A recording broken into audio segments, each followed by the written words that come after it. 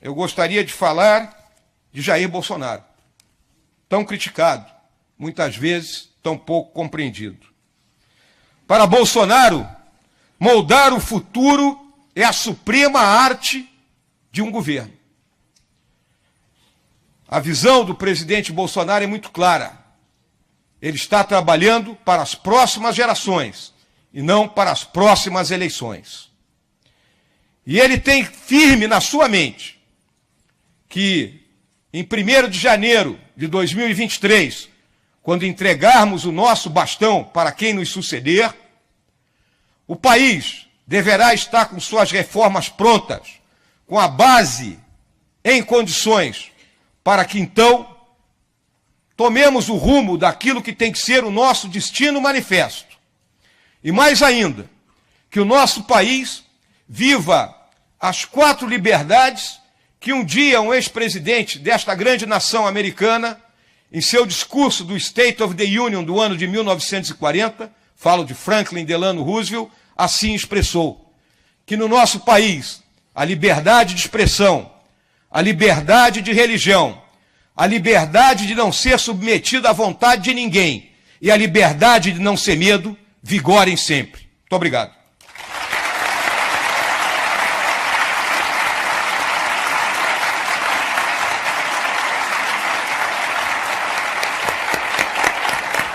Obrigado. Estimado vice-presidente, a segurança, crime e violência preocupam todos os brasileiros e as propostas do governo Bolsonaro nesse campo tiveram protagonismo central nas eleições. Porém, na história recente, várias políticas de segurança, inclusive as mais repressivas, têm dado errado, não só não eliminando, como fortalecendo o crime organizado.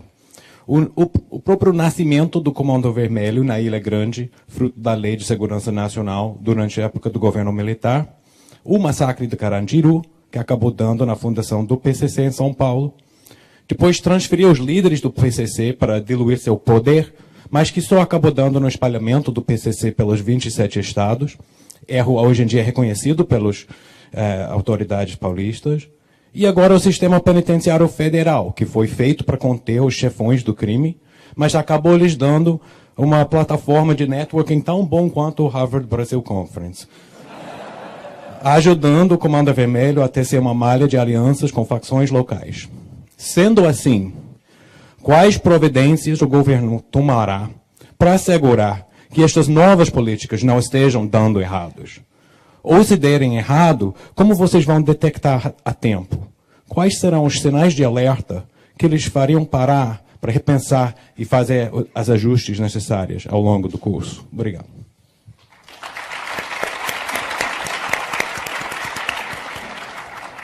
Bom, a questão da segurança pública é um problema que aflige a todos os cidadãos brasileiros, né, de qualquer classe social. Muito bem colocados os aspectos aí pelo professor, né? Nós temos grupos organizados, que eu chamo de narco-quadrilhas, né, já quase agindo como se fosse uma guerrilha dentro do nosso país.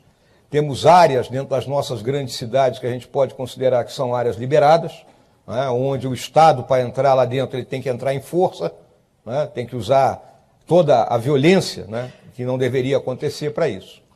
Então, durante a minha apresentação, eu toquei exatamente nesses aspectos que nós consideramos prioritários. Eu vou começar pelo último.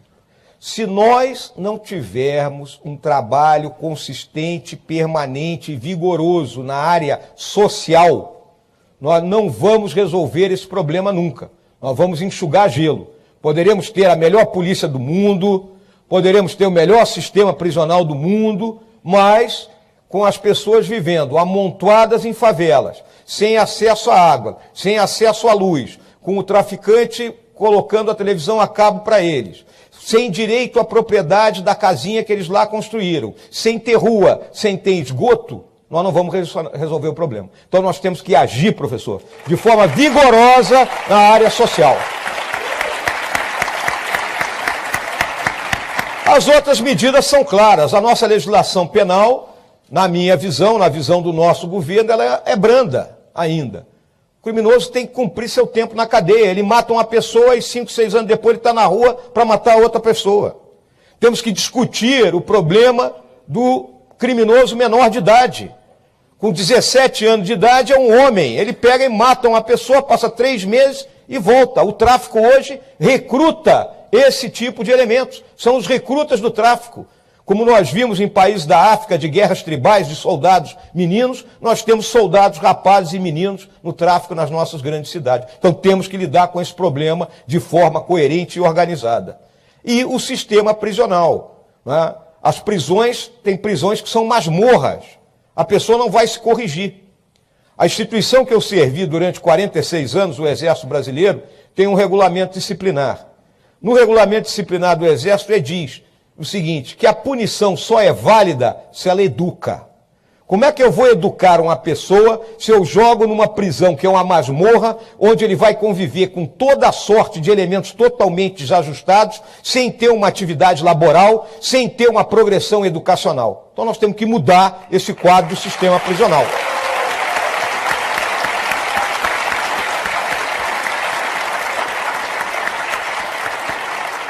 E o trabalho, obviamente, da polícia. A nossa polícia, ela vive o pior dos mundos, senhoras e senhores. Porque se ela age como polícia, ela é condenada.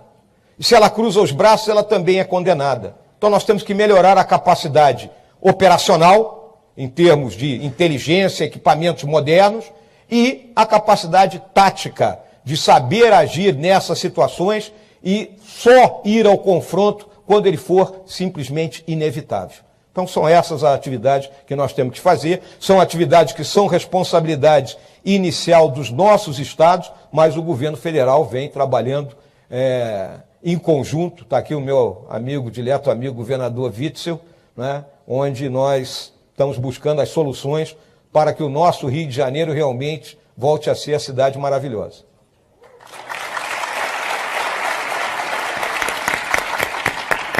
Bom dia, vice-presidente. A percepção de que governar não era tarefa para as Forças Armadas foi uma das razões pelas quais os militares devolveram o poder para os civis em 1985. A historiografia da ditadura militar, por exemplo, demonstra que essa percepção motivou líderes como o general Geisel a iniciar a transição de volta para a democracia para preservar a unidade e a legitimidade das Forças Armadas enquanto instituições do Estado brasileiro. 35 anos depois, o senhor é um general, é vice-presidente, as generais como ministros, e as Forças Armadas parecem estar fortemente vinculadas a esse governo. Por que as coisas seriam diferentes dessa vez? O senhor não teme que a Associação das Forças Armadas, que são uma instituição permanente do Estado brasileiro, com um governo que é necessariamente temporário, ela pode corroer a legitimidade e a unidade das forças? Ou seja, para colocar a pergunta de uma forma diferente, por que a lição que o general Geisel aprendeu não se aplica ao senhor?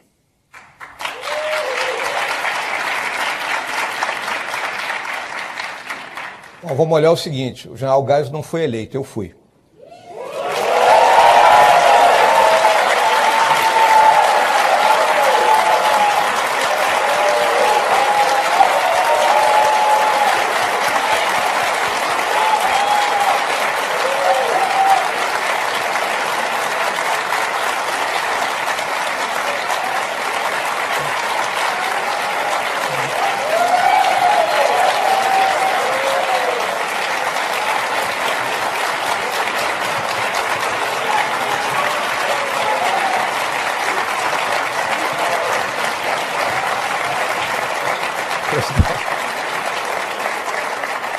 Bom, mas me atendo ao core da pergunta.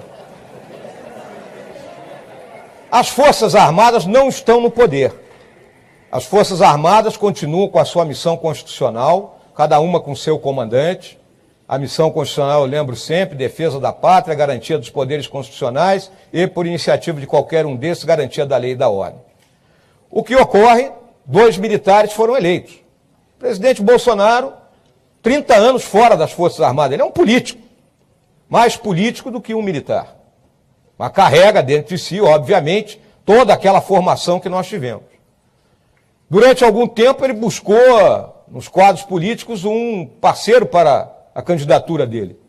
Problemas que ocorreram levaram que na 1/10ª hora ele me convocasse para essa missão. Tá? Positivo, é assim que funciona a coisa. Né? Na hora da gente governar, nós buscamos os melhores quadros.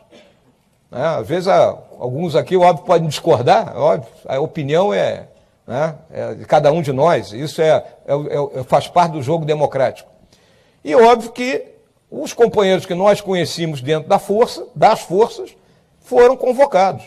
Mas são todos na reserva, já estão afastados das forças. Agora, concordo plenamente com a parte do que você colocou. Se o nosso governo falhar, errar demais, porque todo mundo erra, mas se errar demais, não entregar o que está prometendo, essa conta irá para as Forças Armadas.